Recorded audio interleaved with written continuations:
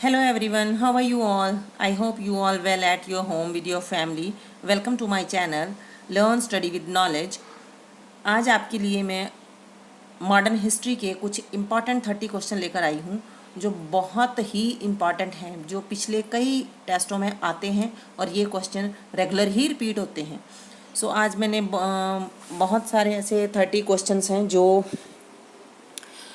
कैसे कैसे ढूंढे हैं मैंने आपके लिए और अपने लिए भी, क्योंकि एक नॉलेज है, हम कभी भी कहीं से भी ले सकते हैं। सो ज़्यादा टाइम वेस्ट ना करते हुए ये जो जीके क्वेश्चन आंसर हैं आपके लिए मॉडर्न हिस्ट्री के, ये ऑल टेट एग्ज़ाम, जो कोई भी टेस्ट आप दे रहे हो, पुलिस का है, जो आर्मी का है, किसी भी चीज़ का है, ये सबके लिए हेल्पफुल रहेंगे। सो अब हम स्टार्ट करते हैं। फर्स्ट क्वेश्चन है, अंग्रेजी संसद में भारत अधिनियम कब पारित हुआ था? 1852 में, 1856 में, 1858 में, 1860 में। आंसर है 1858। नेक्स्ट क्वेश्चन है, भारतीय राष्ट्रीय कांग्रेस का 1896 का अधिवेशन निम्नलिखित में किसके लिए विख्यात है? पहली बार राष्ट्रगान गाया गया था इसके लिए, पहली बार राष्ट्रीय गीत गाया गया था, या पहली बार तिरंगा फहराया गया था, या इनमें से कोई नहीं। चलते हैं आंसर की तरफ, और आंसर है पहली बार राष्ट्रीय गीत गाया गया था। सबसे पहले 1896 में पहली बार कांग्रेस के अधिवेशन में भारत का राष्ट्रीय गीत वंदे मातरम गाया गया था, और वंदे मातरम बंकिम चंद्र चटर्जी के उपन्यास आनंद मंठ का अंश है। ये 1937 तक भारत का राष्ट्रीय गान रहा है। इसमें से आपके लिए ये 2 क्वेश्चन बन जाते हैं। ये क्वेश्चन भी आता है कि वंदे मातरम किस उपन्यास से लिया गया है। सो नेक्स्ट क्वेश्चन, निम्नलिखित में से किस गवर्नर जनरल को भारतीय प्रेस का मुक्तिदाता कहा जाता है? So friends, Lord William Bentinck, Sir Charles Metcalfe, Lord Auckland, Lord एलनबो।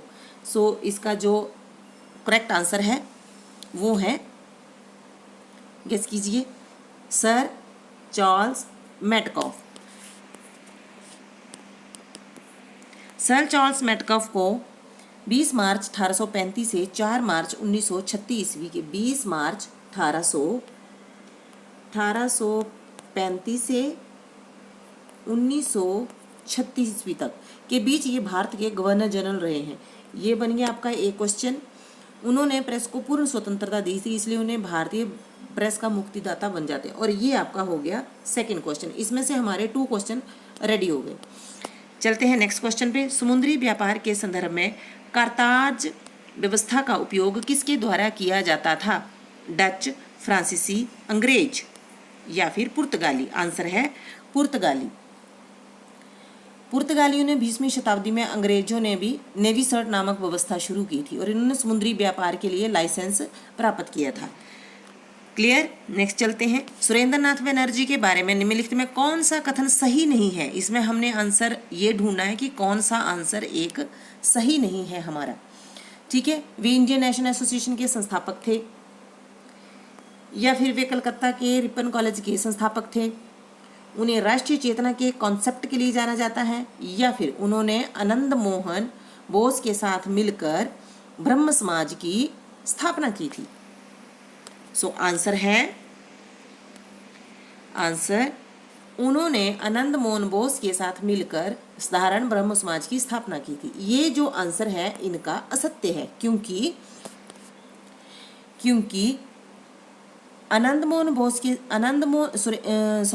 क्योंकि ये गलत इसलिए है क्योंकि सुरेंद्र नाथ बनर्जी ने आनंद मोहन बोस के साथ मिलकर इंडियन नेशनल एसोसिएशन की स्थापना की थी, ना कि साधारण ब्रह्म समाज की। ओके, चलते हैं नेक्स्ट क्वेश्चन पे। स्वतंत्रता आंदोलन के दौरान रविंद्रनाथ टैगोर ने नाइटहुड की उपाधि किस घटना के विरोध में वापस की थी? ये क्वेश्चन भी आपका बहुत बार रिपीटेड हो चुका है। वेरी वेरी इंपॉर्टेंट ये क्वेश्चन है, और इसी क्वेश्चन को हम कई बार कई टेस्टों में देख चुके होंगे। सो इसका क्वेश्चन, चलते हैं ऑप्शन की तरफ। बंगाल विभाजन, जलियांवाला बाग हत्याकांड, भगत सिंह, राजगुरु, सुखदेव को जो फांसी हुई थी, या उनमें से कोई नहीं? तो इसका सही आंसर है जलियांवाला बाग हत्याकांड। जब जलियांवाला बाग हत्याकांड हुआ था 1915 ईस्वी में, ब्रिटिश सरकार ने नाइटहुड की रविंद्रनाथ को 1915 ईस्वी में नाइटहुड की उपाधि दी थी, और 13 अप्रैल 1919 को जलियांवाला बाग हत्याकांड हुआ था, जिसकी वजह से उन्होंने इस उपाधि को वापस कर दिया था। क्लियर। नेक्स्ट क्वेश्चन है, मुस्लिमों के लिए अलग मतदाता दल के लिए किस कांग्रेस अधिवेशन को जाना जाता है? कराची अधिवेशन 1913, बॉम्बे अधिवेशन 1915, लखनऊ अधिवेशन 1916, कलकत्ता अधिवेशन 1917। सो आंसर है 1916 लखनऊ अधिवेशन। लखनऊ अधिवेशन जो है वो मुस्लिमों के लिए अलग मतदाता दल की व्यवस्था की गई थी उस अधिवेशन में। इस अधिवेशन में कांग्रेस के दो जो गुट थे वो आए थे, नरम दल और गरम दल, इन दोनों की एक मंच पर वार्ता की गई थी और अंबिका प्रसाद मजूमदार ने इस अधिवेशन की अध्यक्षता की थी। नेक्स्ट क्वेश्चन है, भारत में पहली यूरोपीय बस्ती किस स्थान पर स्थापित की गई थी? कोची, चिंसुरा, सूरत, चेन्नई। तो इसका जो आंसर है वो है चेन्नई। नेक्स्ट क्वेश्चन है, जिस क्वेश्चन में मुझे लगता है कि आपके लिए एक्सप्लेनेशन जरूरी है उसको मैं एक्सप्लेन करूंगी और जिसमें लगता है कि नहीं है उसको मैं नहीं करूंगी। So clear. नेक्स्ट है, निम्नलिखित में से किस राज्य ने अंग्रेजों को मुक्त व्यापार के लिए सुनहरा फरमान जारी किया था? कौन सा ऐसा स्टेट था जिन्होंने अंग्रेजों के लिए मुक्त व्यापार के लिए बोला गया था? सो हैदराबाद, बीजापुर, गोलकुंडा, अहमदनगर। तो इसका आंसर क्या है? इसका आंसर है गोलकुंडा। जो गोलकुंडा है 1632 ईस्वी में अंग्रेजों को गोलकुंडा के साथ मुक्त व्यापार करने का फरमान मिला था। ठीक है, और इन्होंने इसके लिए शुल्क जो था वो 500 पैगोडा प्रतिवर्ष दिया जाता था। क्लियर। चलते हैं नेक्स्ट क्वेश्चन की तरफ। सलवाई की संधि किस युद्ध से संबंधित है? प्रथम आंग्ल मैसूर युद्ध, प्रथम आंग्ल मराठा युद्ध, द्वितीय आंग्ल मराठा युद्ध या फिर द्वितीय आंग्ल मसूर युद्ध। सो इसका क्वेश्चन है प्रथम आंग्ल मराठा युद्ध। प्रथम आंग्ल मराठा युद्ध में 17 मई ये हुआ था, 17 मई और 1782 को सलवाई की संधि पर साइन किए गए थे।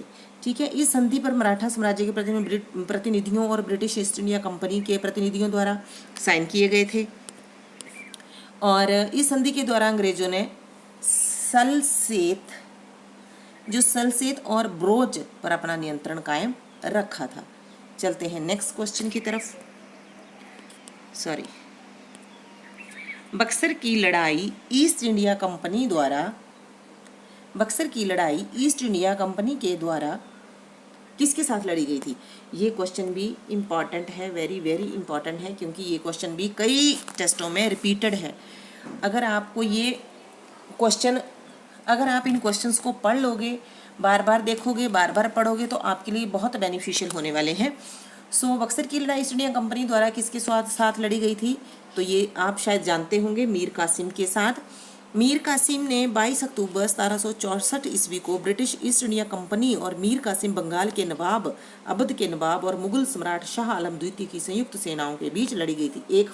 वन क्वेश्चन तो आपका ये बन गया कि ईस्ट इंडिया कंपनी की लड़ाई किसके द्वारा लड़ी गई थी। सेकंड क्वेश्चन ये बनता है कि 1764 में हुई थी और इसमें ये पूछा जाता है कि किसने इनका साथ दिया था। तो कौन था वो? अवध के नवाब और मुगल सम्राट शाह आलम द्वितीय की संयुक्त सेनाओं के बीच ये लड़ी गई थी और जिसमें अंग्रेजों का नेतृत्व कौन कर रहा था? थर्ड क्वेश्चन ये हो गया कि अंग्रेजों का नेतृत्व कौन कर रहा था? वो कर रहे थे मुनरो। मेरी राइटिंग जरा इसमें ऐसे ही बन रही है, फिर भी आप लर्न रखिए, वो कर रहा था मुनरो। चलते हैं नेक्स्ट क्वेश्चन की तरफ। नेक्स्ट क्वेश्चन है, निम्नलिखित में से भारतीय शिक्षा का मैग्ना कार्टा किसे कहा जाता है? ये क्वेश्चन भी फ्रेंड बहुत बार आया हुआ है। ऑप्शन है वुड्स डिस्पैच, सैंडलर आयोग, भारतीय विश्वविद्यालय अधिनियम 1904 और रेले आयोग। सो इसका आंसर है वुड डिस्पैच। वुड डिस्पैच जो है वो 1854 ईस्वी में लॉर्ड डलहौजी को एक पत्र भेजा गया था चार्ल्स वुड की तरफ से। ठीक है, उन्होंने सुझाव दिया था कि प्राथमिक विद्यालय में मातृभाषा होनी चाहिए और जो उच्च विद्यालय होते हैं उनमें इंग्लिश होनी चाहिए, उसको हम कहते हैं Wood dispatch. Next question, vernacular press अधिनियम और शस्त्र अधिनियम किस वायसराय के द्वारा पारित किया गया था? ये क्वेश्चन भी फ्रेंड बहुत ही इम्पॉर्टेंट है। आपने कई क्वेश्चन पढ़े होंगे, उनमें ये क्वेश्चन आपको देखने को जरूर मिला होगा। सो इसका जो ऑप्शन है Lord Lytton, Lord Mayo, Lord Dalhousie और लॉर्ड हॉर्डिंग। तो आंसर है लॉर्ड लिटन। 1876 में से 1880 तक भारत के वायसराय रहे कौन? लॉर्ड लिटन। फर्स्ट क्वेश्चन ये हो गया। सेकंड जो हमने कर लिया। थर्ड क्वेश्चन इसमें बनता है 1876 और 78 के काल को सही ढंग से ना संभाल पाने के कारण उनकी कड़ी आलोचना की गई। उन्होंने वर्नाकुलर प्रेस अधिनियम व शस्त्र अधिनियम 1878 को पारित किया। कब किया? 1878 को। क्लियर? चलते हैं नेक्स्ट क्वेश्चन।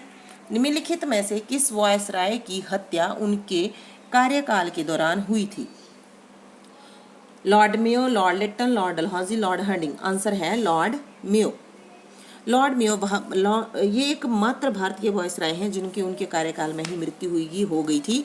और ये कब हुई थी? 1872 ईस्वी को। ये अंडमान द्वीप में पोर्ट ब्लेयर में एक निरीक्षण यात्रा के दौरान एक पठान ने इनकी हत्या कर दी थी।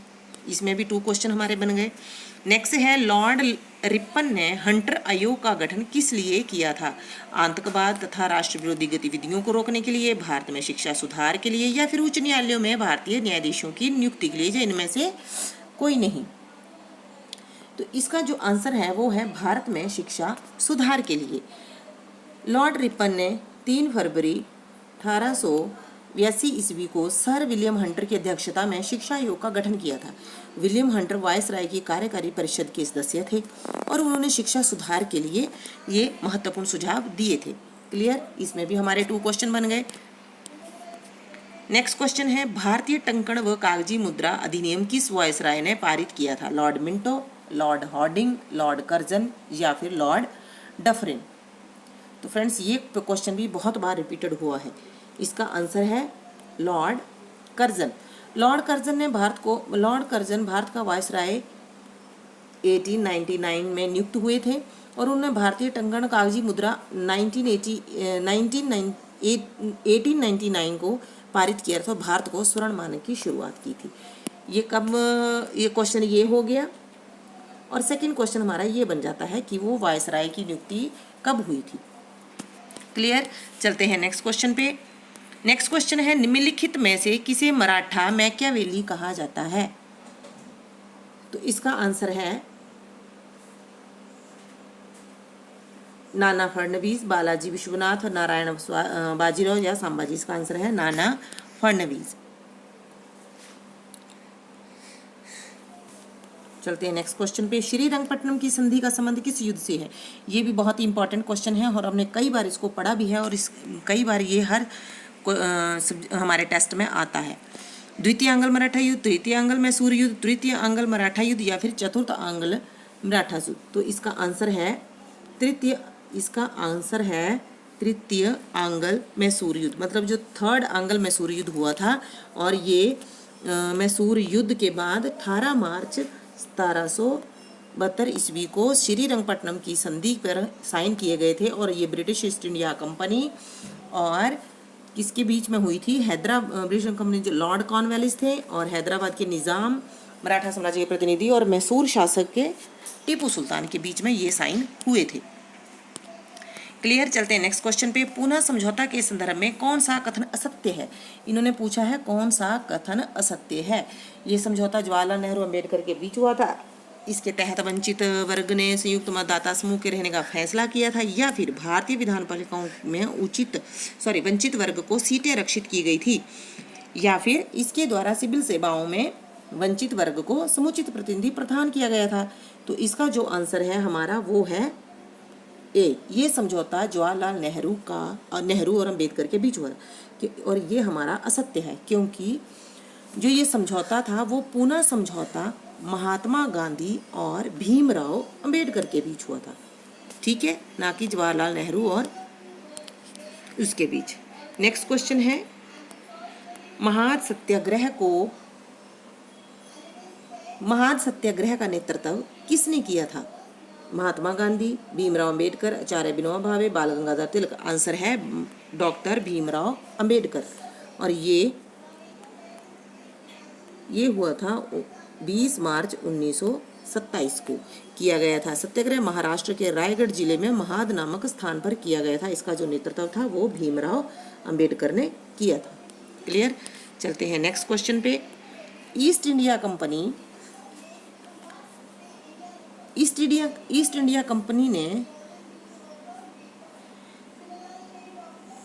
कंपनी ने किस वर्ष बॉम्बे को पुर्तगालियों से प्राप्त किया था? बताइए। 1663, 1668, 1670 या फिर 1689? तो आंसर है 1668। चलते हैं नेक्स्ट पे। गुलामगिरी नामक पुस्तक किसने लिखी थी? ईश्वर चंद्र विद्यासागर, आचार्य विनोबा भावे या फिर ज्योतिबा फुले ने? तो आंसर है ज्योतिबा फुले, और ये 1873 को गुलामगिरी नामक पुस्तक लिखी गई थी। फर्स्ट क्वेश्चन ये हो गया, सेकंड क्वेश्चन ये बन गया। चलते हैं नेक्स्ट क्वेश्चन पर। रविंद्रनाथ टैगोर को नाइटहुड की उपाधि किस वर्ष दी गई थी? अभी फ्रेंड्स मैंने ये क्वेश्चन पीछे आपको करवाया था कि किस वर्ष दी गई थी। 1910 को, 1915 को, या फिर 1920 को, या फिर 1925 को? तो ये दी गई थी 1915 को। 1915 को नाइटहुड की उपाधि को सम्मानित किया गया था, और 1919 में जब जलियांवाला हत्याकांड हुआ था तो उससे दुखी होकर इन्होंने अपनी ये जो उपाधि है वो इन्होंने वापिस कर दी थी। क्लियर। चलते हैं नेक्स्ट क्वेश्चन पे। स्वतंत्रता के समय भारतीय राष्ट्रीय कांग्रेस के अध्यक्ष कौन थे? महात्मा गांधी, JB कृपलानी, सरोजिनी नायडू या फिर उपरोक्त में से कोई भी नहीं? तो इसका आंसर है फ्रेंड्स JB कृपलानी। क्लियर। चलते हैं नेक्स्ट क्वेश्चन पे। भारतीय पुरातत्व विभाग को स्थायी संस्था कब बनाया गया? 1902 को, या 1861 को, 1906 को, या फिर 1910 को? सो आंसर है 1906 को। भारतीय पुरातत्व विभाग 1861 में अलेक्जेंडर कनिंघम ने की थी। वर्ष 1906 इसे स्थायी संस्था बनाया गया था। जो एक फर्स्ट क्वेश्चन ये बन गया हमारा, सेकंड क्वेश्चन ये बन गया। अगर ये क्वेश्चन पूछा जाता है कि भारतीय पुरातत्व विभाग की स्थापना 1861 में अलेक्जेंडर कनिंघम ने की थी और इसको स्थायी संस्था कब बनाया गया था? तो स्थायी संस्था 1906 को बनाया गया था। Next question. सुभाष चंद्र बोस ने अंतरिम सरकार की स्थापना कब की थी? सुभाष चंद्र बोस ने अंतरिम सरकार की स्थापना 1941, 1942, 1943 या फिर 1945? सो इसका आंसर है 1943 को। 1943 को सुभाष चंद्र बोस ने सिंगापुर में अर्जी हुकूमत हिंद नामक अंतरिम सरकार की स्थापना की थी। इस सरकार का जो समर्थन है वो धुरी राष्ट्र जापान, नाजी जर्मनी, इटली और उनके सहयोगियों ने भी किया था। ठीक है। रास बिहारी बोस को मुख्य सलाहकार बनाया गया था। नेक्स्ट क्वेश्चन है, निम्नलिखित में से किस आंदोलन की शुरुआत नमक कानून तोड़ने से हुई थी? असहयोग आंदोलन, सविनय अवज्ञा आंदोलन, भारत छोड़ो आंदोलन, होम रूल आंदोलन? सो फ्रेंड्स इसका आंसर है सविनय अवज्ञा आंदोलन। महात्मा गांधी ने 12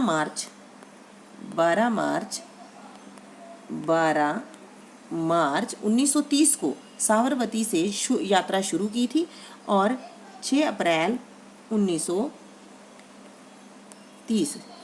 1930 को दांडी नामक स्थान पर गांधी जी ने दांडी में नमक बनाकर ब्रिटिश सरकार के नमक कानून को तोड़ा था। क्लियर। इसमें ये क्वेश्चन भी आता है कि इसकी में डेट भी पूछी जाती है कि नमक कानून तोड़ो आंदोलन कब बना था, किस डेट को हुआ था? तो 6 अप्रैल 1930 को यहाँ गांधी जी पहुंचे थे और जो शुरू की थी वो 12 मार्च 1930 को थी। नेक्स्ट क्वेश्चन चलते हैं। सॉरी थोड़ा स्किप हो गया।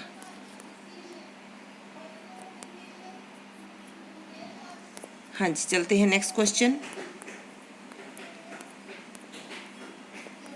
किस समाजवादी नेता ने जेल से भागकर भारत छोड़ो आंदोलन में हिस्सा लिया था? राम मनोहर लोहिया, मीनू मसानी, जयप्रकाश नारायण, अच्युत पटवर्धन?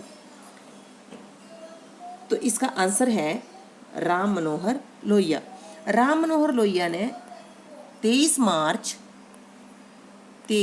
मार्च 23 मार्च 1910 को अकबरपुर में इनका जो जन्म है अकबरपुर में हुआ था और ये स्वतंत्रता सेनानी और समाजवादी थे। वे कांग्रेस सोशलिस्ट पार्टी के सह संस्थापक भी थे। क्लियर। चलते हैं नेक्स्ट क्वेश्चन पे। बक्सर की लड़ाई के बाद बंगाल के नवाब की गद्दी पर किसे बैठाया गया था?